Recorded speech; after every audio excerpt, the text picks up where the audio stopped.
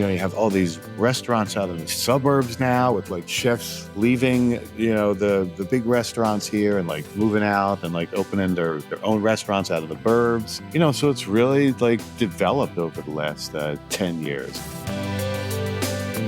This is Taste, all in on Las Vegas food, presented by Las Vegas.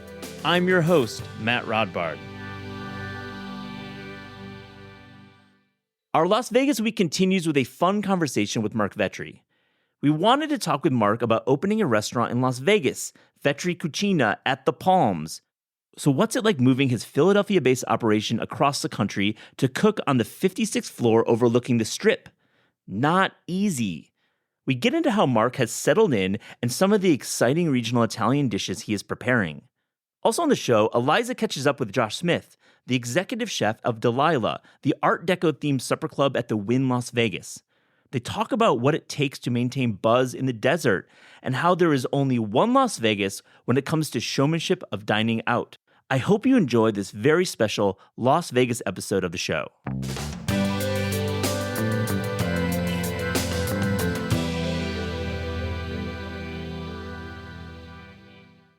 Marc Vetri, welcome to This Is Taste. Dude, you're in Vegas. What could be bad? I'm on the 56th floor, Okay, so take us to where you're at right now. You have a restaurant in Las Vegas. A lot of folks who listen to our show know you as a Philadelphia chef, but since 2018, you've been in Las Vegas. Tell me about it. It's just really, really amazing. So I'm actually looking out. I can actually see the arenas from up here, the whole Vegas, the actual skyline. It's just really amazing. So I was asked to come to Vegas a lot of years. We opened Vetri in 1998, and through the years, there were always new things opening here, and someone would ask us, "Hey, you want to open up here? You want to open up here?" So we would, ride out here and sort of look at it and just kind of say, it's not really for us. There were always like huge restaurants, right? Several hundred seats.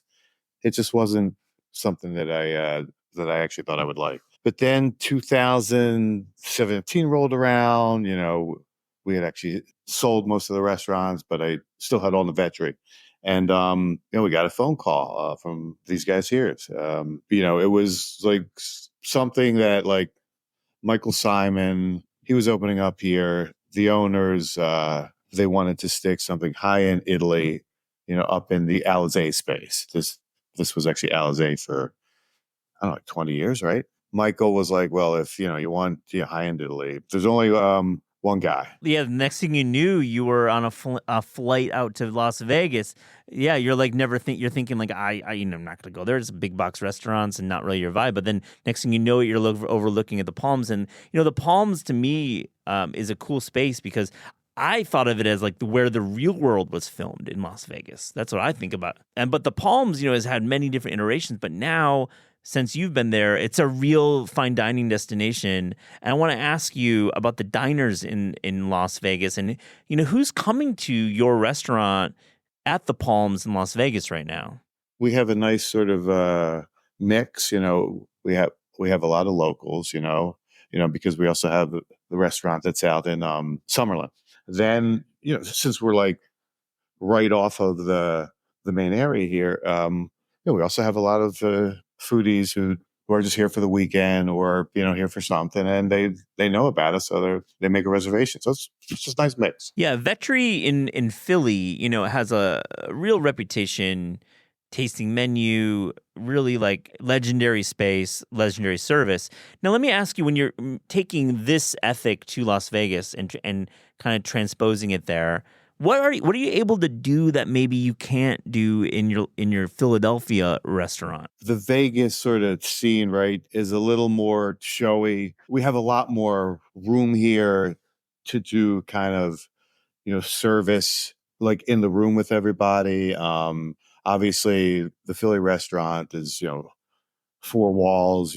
This you can like look out and have this awesome scenic meal, and it's just like larger, things are larger here, whereas Philly, we only have the actual footprint that we have. So it just makes it easier to work in. I bet. I mean, and I also bet that your diner, while in Philly, you have a legendary reputation, you still need to kind of always be thinking about rebooting, refreshing, keeping excited. Vegas, you've got, not that you're not doing that in Vegas, you of course are, but like there are people who've never been to America who are going to Vegas. And like you're probably getting a lot of international guests and you're getting the Italians too, I bet. So I bet that's cool to have some Italian diners in there. A lot of folks from Italy. We're getting a lot of CEOs from the area. It's a huge, huge, huge mix. I'd love to get a sense of some of the dishes and how the menu is constructed at your restaurant at the Palms. We give our listeners a sense of what it's like to dine at Marc Vetri and get a sense of like the style of service. Like what are we looking forward to there? We wanted to start how we started out east, which is we never offered, I mean, originally there either a 5-course menu, 6-course menu. It was always just, a la carte. And, that's how we started in Philly. And then, we started off with the weekend 6-course menus, 7-course menus. And then throughout the week, it was only, you could order right off of the menu. So that's kind of how we started off here. We have like 7 or 8 things that started off in Philly are still on the menu now. We have our almond tortellini, we have our spinach gnocchi, we have our sweet onion crepe, we have the foie gras pastrami. So those are items that are constantly always on the menu. Then obviously throughout the 4 seasons, we have things that have sort of rotated through the menus throughout the years, and then we're always making up new things. So you're going to get a mix of like all of those. And now we offer a longer form menu with wines and everything. So you can have either or. You can walk in, sit at the bar, and just order just one dish, or you can actually sit down and have the whole thing. Well, give me a sense of a night at your restaurant because the diner. I mean, the hours are different. How are you flowing with with Vegas, with a city that is always operating, that is always on? Are you adjusting the way you do service? Are you going a little later? How does that work? This isn't like an area where everybody's walking around. We have thousands of folks just walking around. You have to, want to eat here. You have to make an effort to get over here. So I mean, if 5 o'clock we open, we start to slow down at like 9:30 during the week, a little bit later, Friday, Saturday nights. This is not like, folks walking in here at like midnight, 11 o'clock at night. This is a very normal city restaurant. Which is cool because it allows you to have a style of service that is your comfort zone and like having this at the top floor of a casino. I mean, but it also be a normal restaurant is really unique. And it's a nice lifestyle, honestly. A lot of the servers here, they're home by 11:30. Let me ask you about your diners. Like, what is a typical diner like, or what are some of the folks when you're walking the floor? I know you're in Las Vegas now, and you walked the floor last night. You're the chef. Who are you seeing there? What are you talking about? Young, old, everything. I mean, it is just a whole mix. We don't have like a specific I don't ever see a room filled with like 30 something year olds or 40-year-olds, or it's just a whole mix of folks from all walks of life. Yeah, it's really cool. We have folks who who eat here often, who have a lot of money, who are just love it up here. And then we have, folks who save up for a year, because they want to have their anniversary here. And that's always such an honor, to be like, wow, you saved up for a year because you wanted to eat here. That is amazing. So we've got World's 50 Best in town, bringing the top chefs around the world. And I have to ask you a broad question. How has Las Vegas become such a prominent food city in America? I think it started off obviously with, years ago in the early 90s with them kind of searching for those real celebrities, Wolfgang and, all those early, sort of restaurants that started making the restaurant industry look like sexy. Um, and it obviously started with Vegas luring them here. Then it was all about just one area, the main strip. Um, but I think recently, since I've been out here, there's been sort of this movement to the burbs. I think over the last 10 years, where it's like everybody used to think of Vegas as like just one area. Now it's like a whole city, and it's got, a football team, it's got a hockey team, and you have all these restaurants out in the suburbs now with like chefs leaving, the big restaurants here and like moving out and like opening their own restaurants out of the burbs. So it's really like developed over the last 10 years, and it's really fun to watch. I mean, I love it here. Yeah, it's been fun to follow this story over the course of my time writing and really changing perception. And we're on the ground in Vegas. We're doing lots of work and I say work, haha. We're doing lots of like quote unquote work. Indulging and visiting all the different styles of service and different styles of restaurants in the city. And we've definitely this week have talked about it. When you have time to leave your restaurant and get to see Vegas, are you going to any places? Where are you going? I love Strega. That's a great restaurant. I love Esther's. He's awesome. I love the old school restaurants here. The Gold Steer. Um, Went there last night. Would you order the Gold Steer? I love that. I've heard of that restaurant. Yeah. Chicken Angelo, best thing on the menu. It's like I mean, listen, everything's really good. Obviously, the old school stuff, but that's like this like memory for me. It's like they sort of fry some egg around it, and it's got like lemon and it's got mushrooms, artichokes.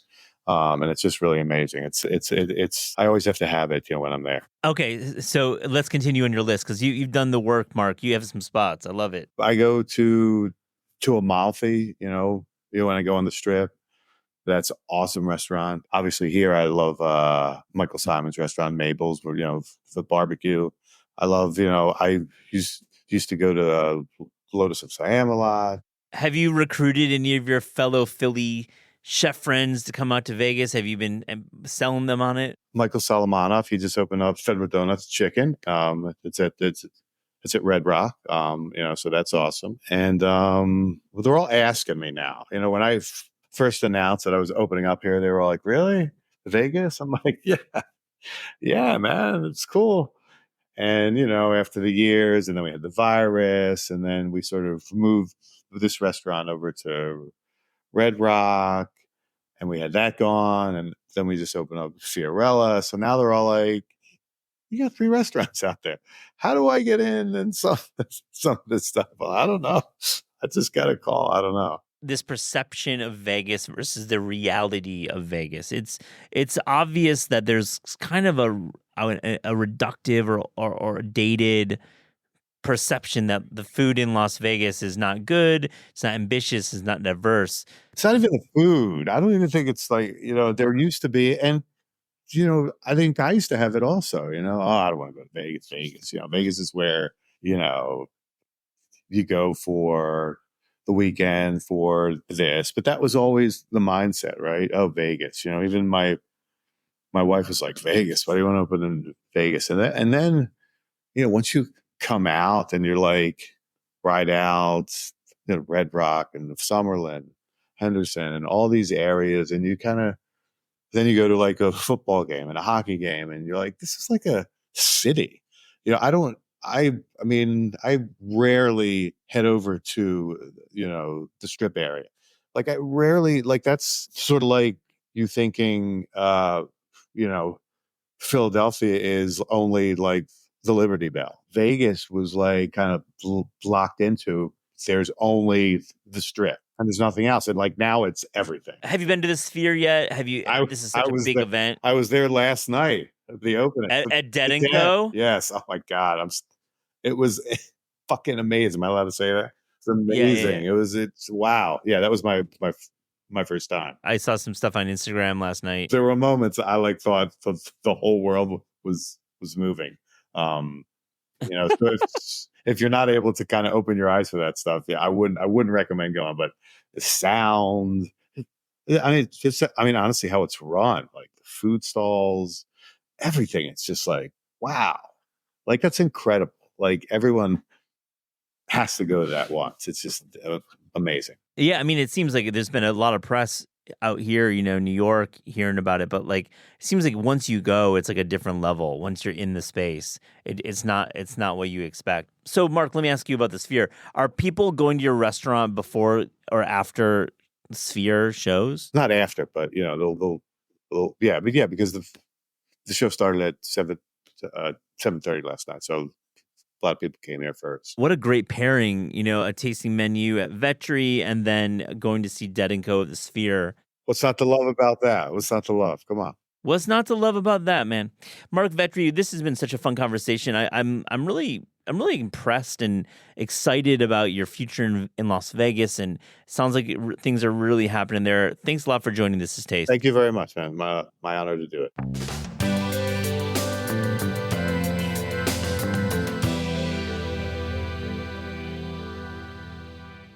Josh Smith, This Is Taste. Thank you for coming on the podcast. Absolutely.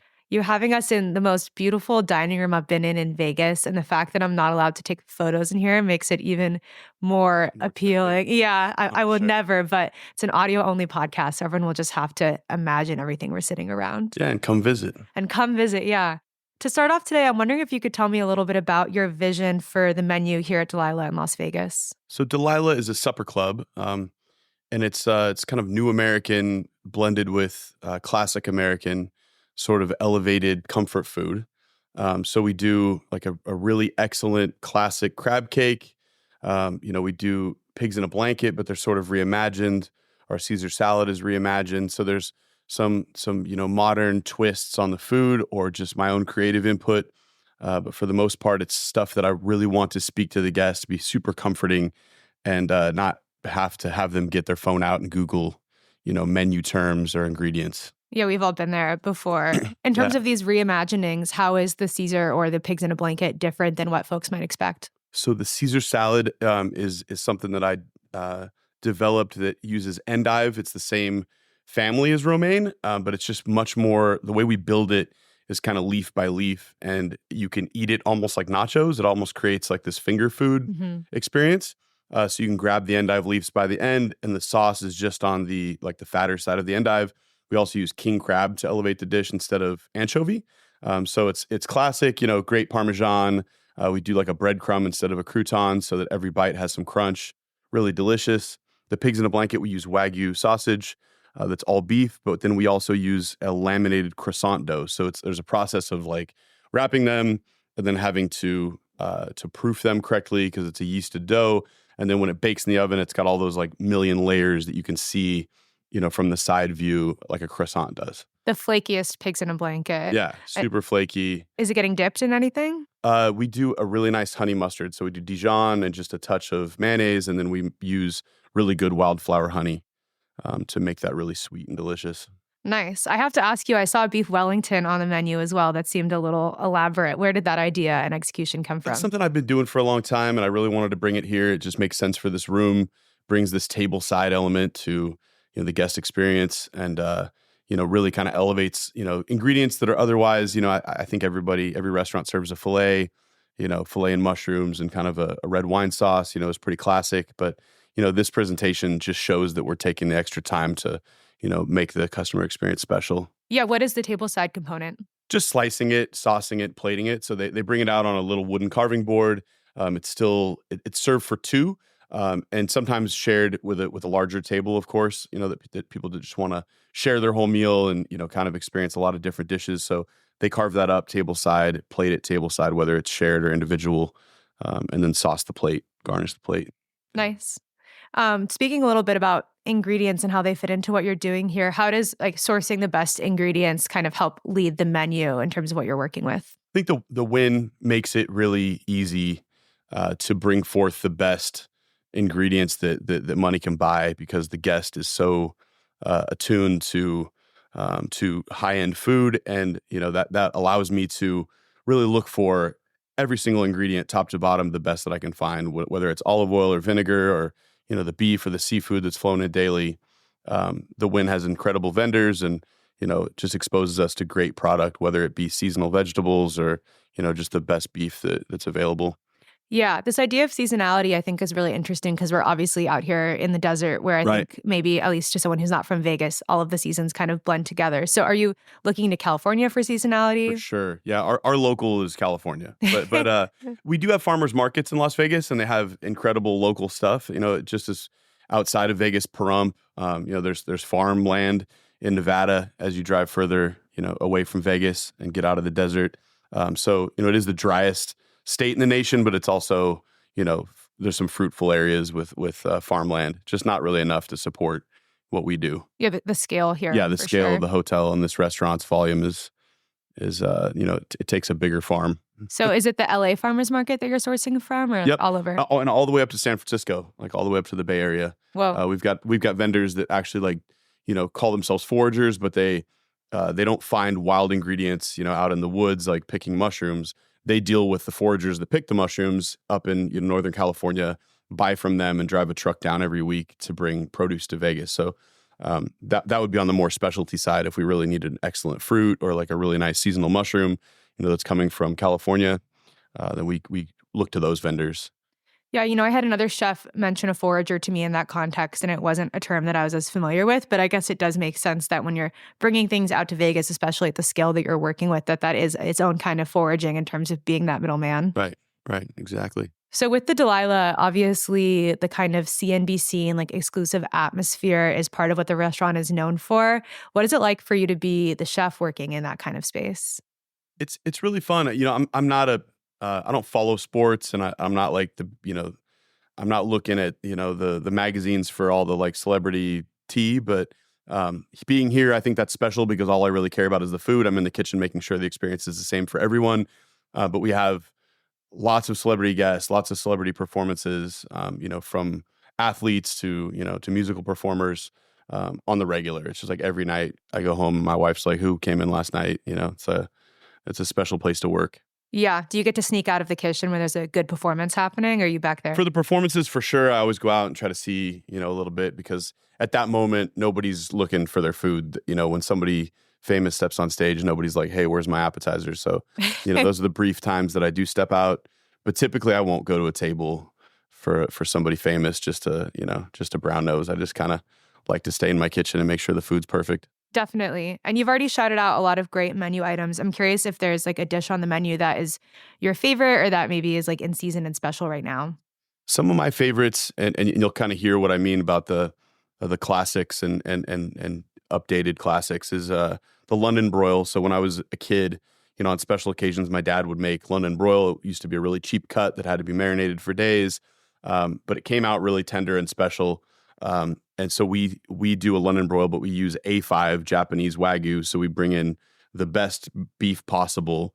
And we, instead of marinating it, because it doesn't really need a marinade, it's so tender already, we do a process called triple sear, which is like, kind of a Japanese invented process that used to be kind of like sake and mirin and soy. But we do it with the ingredients that would be in a normal London broil. So there's red wine, bath, and then it gets seared, and then it goes into a Worcestershire bath and gets seared to bring a lot of umami, like sweet, glazy flavors to the outside of the beef. The macaroni gratinée, so we take something like macaroni that's pretty pedestrian. Every restaurant has it, and we do something really special with it. So we make this loaf of noodles. They start out as a longer noodle, and then on the plate it looks like somebody has stacked up little baby macaronis, all standing on end. So a lot of customers like literally think that we're doing that in the back, that we're With, standing like, up the tweezers? macaroni. Yeah. Yeah, but we're not. But it's a special presentation. It's a really delicious way to eat it because it sears the cheese and you kind of get that like crispy cheese flavor along with like the melty, gooey cheese flavor.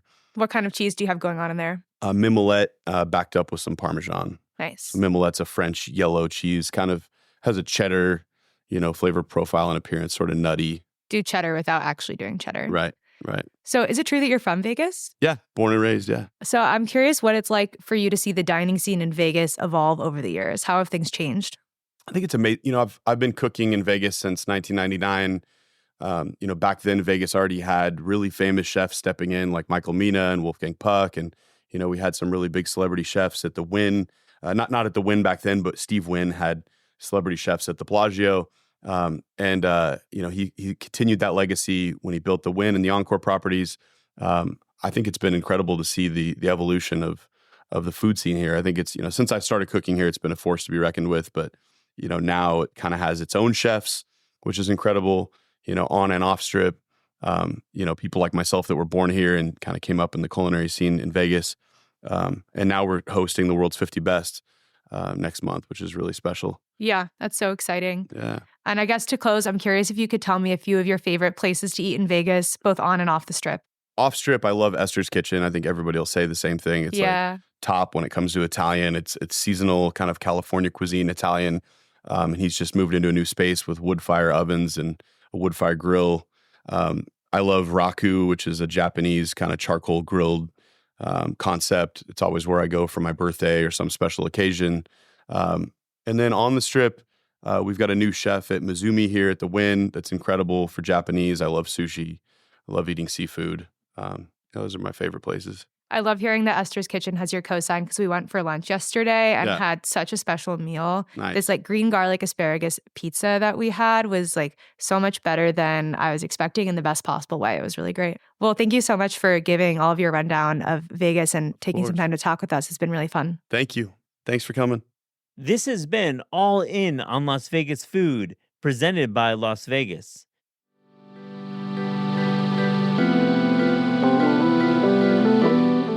This is Taste is hosted by Eliza Abarbanel and me, Matt Rodbar. The show is produced by Shalia Harris and Pat Stango and edited by Clayton Gumbert. Theme music by Steve Rydell. Visit Taste online at tastecooking.com and make sure to subscribe to our newsletter for updates on all cool things that are happening.